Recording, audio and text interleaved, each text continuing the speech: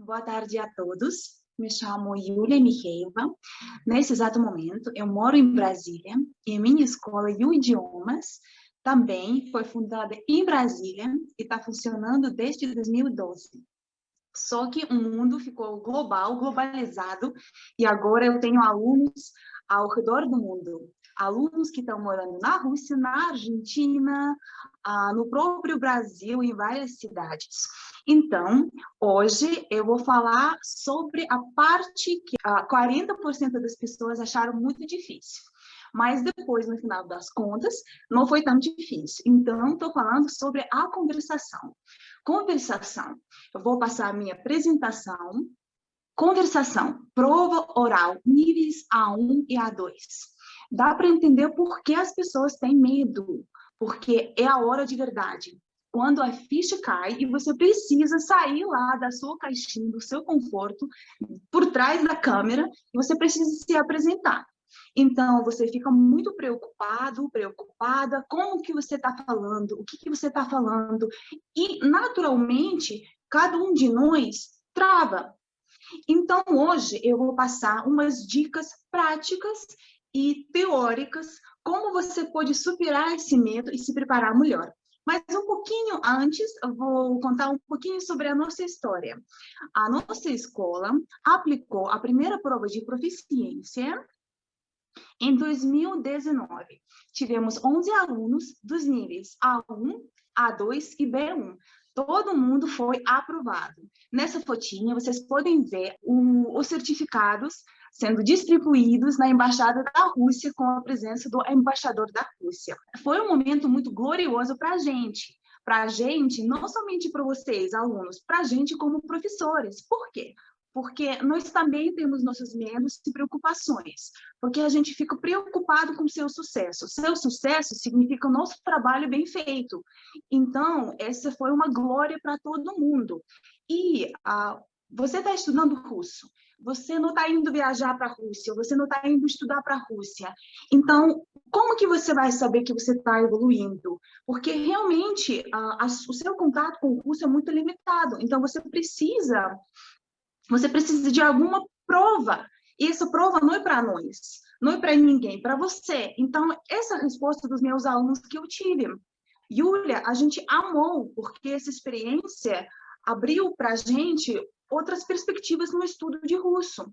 Então, todo mundo que fez A1 agora está estudando para o A2. Várias pessoas que fizeram B1 estão estudando para B2. E olha só, nesse ano, até o presente momento, já temos 12 alunos matriculados na prova, aliás, já acho que são 13 ou 14, de todos os níveis. Olha só, nível C2. Eu juro para vocês, para mim, isso é um desafio incrível. Ou seja, uma pessoa está falando tão fluentemente em russo como eu. E o que eu posso oferecer para aquela pessoa? Por isso, eu também estou buscando, e eu não sou sozinha nessa escola, eu tenho outros professores que estão trabalhando comigo, mas como o foco hoje é falar mais sobre a prova, eu vou já direto ao ponto.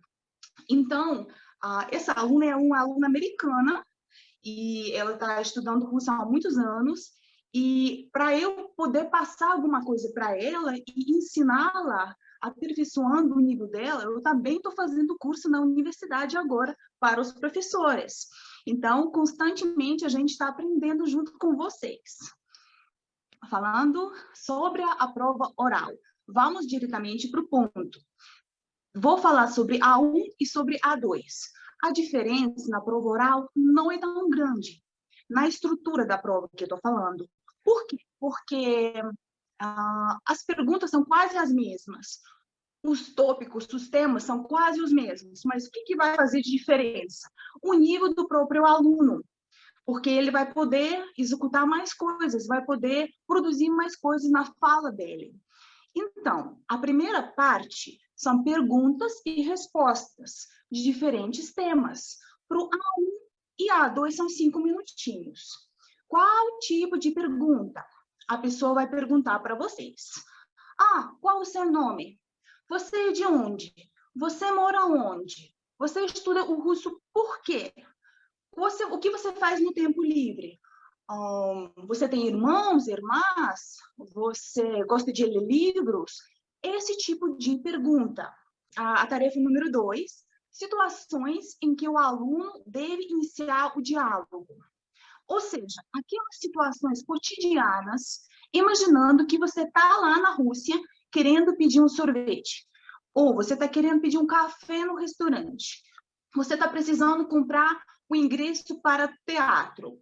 Então, essa situação, o aplicador vai dizer para você, imagina que você está numa biblioteca, descubra quais são os dias, os horários e quais livros em línguas estrangeiras você pode pegar.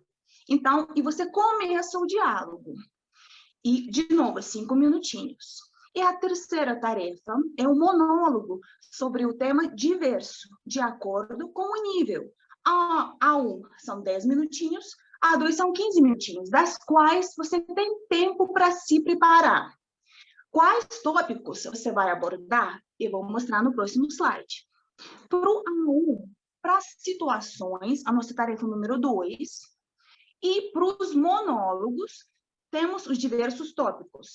Os primeiros, por exemplo, na loja, nos correios, no banco, no restaurante, numa biblioteca, na sala de aula, na rua, numa consulta médica. Então, você vai precisar começar esse diálogo. Como? Também vou mostrar, fique tranquilo. O monólogo vai ser, conta sobre você, conta sobre sua família, conta sobre seu amigo, conta sobre sua rotina, sobre o seu tempo livre. Então, como preparar? Também, aguarda um pouquinho. A2, se vocês observarem, são muito parecidos. Os diálogos e monólogos. Só que aqui você pode ser mais espontâneo, um pouquinho mais, né? Você pode falar um pouquinho mais. E os tópicos, especialmente os monólogos, já vão ter, por exemplo, estudos. Fala onde você estudou, qual a universidade, qual a sua especialização. Me conta sobre a sua cidade natal, ou sobre saúde, sobre clima.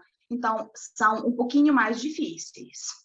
Eu tenho as minhas dicas para os meus alunos, que, devido à minha experiência com a primeira prova, eu posso afirmar que são muito úteis. E dicas bem básicas. Se você quer se preparar melhor para a primeira parte, para responder às perguntas, você pega aqueles livros que você usa para estudar, aqueles testes, aqueles demo-testes, você vai para a parte de conversação e você vê aquelas perguntas que estão escritas naquele livro. Ou seja, você pega todas aquelas perguntas e você faz um cards, um flashcards, né? Os cartões. Num lado você escreve a pergunta, no outro lado você escreve a resposta. Claro, consulte seu professor, ele pode corrigir você. E você vai, conforme o dia passando, todo dia você vai treinando um pouquinho mais. Você pega, olha a sua resposta, olha a pergunta, olha a resposta. Puxa, já memorizei, posso ir para o próximo. É assim, todo dia, 5 minutinhos, você vai treinando. A mesma coisa com treinar situações cotidianas. Você anota tudo, corrija com seu professor, peça para ele te passar a pronúncia certinha, e aí você vai treinando todo dia. Como preparar-se para diversos monólogos? Vou mostrar no próximo slide, mas basicamente você anota de novo todas aquelas perguntas, você escreve um monólogo, você corrige esse monólogo, você anota as respostas, você cria um tópico e você trabalha acima daquele tópico. Puxa, mas parece que eu estou memorizando, mas isso aí, infelizmente, A1 e A2 são ainda os níveis onde você não pode ser tão criativo.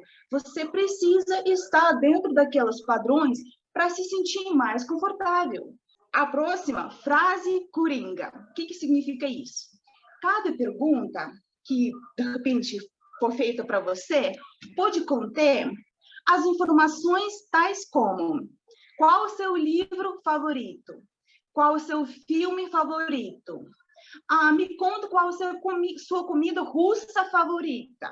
Se você for me perguntar, na hora da prova, eu que falo russo, vou ficar na dúvida e vou perder 5 minutinhos pensando. Você não precisa disso, certo? Então, faz o seguinte, você simplesmente anota o seu livro favorito em russo, o seu filme, e você usa isso na hora da prova. Primeiro, isso vai demonstrar o seu conhecimento cultural e de alguns costumes russos. Por exemplo, eu gosto de blini с икрой, gosto de panqueca com caviar. Ótimo. Meu livro favorito, Azazel. Tenho uma aluna que sempre usa esse livro. Meu filme favorito, Guerra e Paz, vai na Emir. Puxa, super válido. Eu recomendo e isso gera certa tranquilidade, que além de se preocupar com o russo, você não precisa se preocupar mais com coisas que você precisa criar e inventar. E mais uma dica super valiosa. Se tiver dúvidas, gente, peça para repetir. Não tem problema nenhum você simplesmente virar e falar извините, пожалуйста, повторите, пожалуйста. Significa que você sabe como fazer isso e super humano. E como a Ana disse, as professoras estão lá para te apoiar. Todo mundo está torcendo pelo seu sucesso. As suas professoras, as professoras que estão aplicando a prova. Então, fique relaxado, mantenha calma e prepare-se. O que eu falei para vocês são perguntas e respostas. Então, a minha aluna, Luana, que está comigo já há alguns anos, que fez a prova para o A1, agora está se preparando para o A2, ela fez esses cards, esses cartões. Assim ela se prepara. Ela anota todas as perguntas, anota as respostas, a gente corrige junto, a gente trabalha sobre essas questões na sala de aula. A mesma coisa com situações e a mesma coisa com monólogo. E depois ela se prepara, ela prepara em casa e toda aula a gente treina um pouquinho. O monólogo eu anoto assim, eu anoto as perguntas e dou as possíveis respostas. E os alunos escolhem sobre eles, né? Por exemplo, o que eu vou apresentar para vocês é um monólogo sobre meu esporte favorito. Então, eu dei as possíveis respostas, ela adotou, gostou de alguns, desenvolveu, a gente corrigiu junto e assim seguimos. Agora eu vou mostrar como isso funciona de verdade. A gente gravou uns vídeos com essa aluna que eu estou falando, para vocês realmente verem como isso acontece de verdade. Вы начали изучать русский язык? Ótimo, essa foi a minha pergunta. Я начала изучать русский, чтобы лучше понимать русскую культуру и литературу. Вы пришли в библиотеку. Узнайте, как работает библиотека, на какое время дают книги, на каких языках есть книги. Добрый день. Скажите, пожалуйста, какие часы работы в вашей библиотеке? У вас есть книги на иностранных языках? На каких? На какой срок я могу взять книгу? O monólogo, ele normalmente tem orientações, como as perguntinhas. Então, a dica aqui, não lê. Você vai ter tempinho para se preparar, mas depois você tenta não ler o que você escreveu.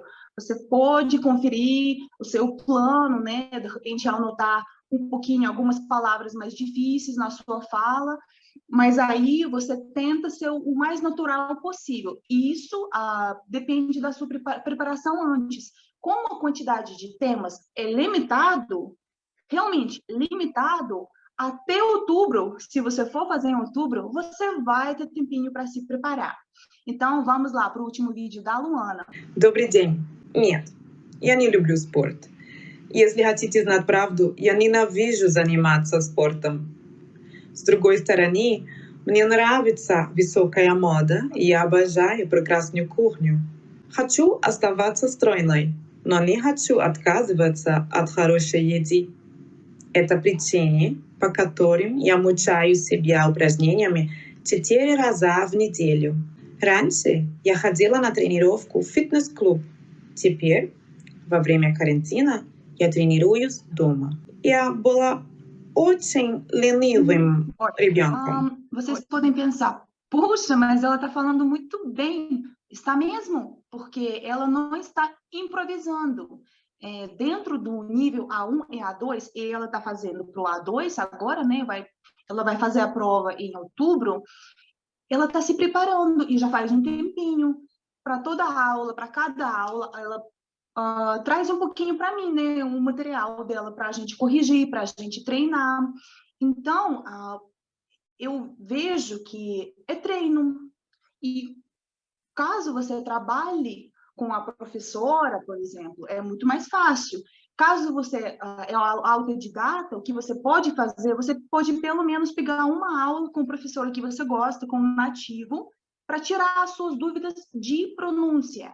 Porque quando a pronúncia fica mais suja, né, a pronúncia não tão correta, fica um pouquinho difícil de compreender.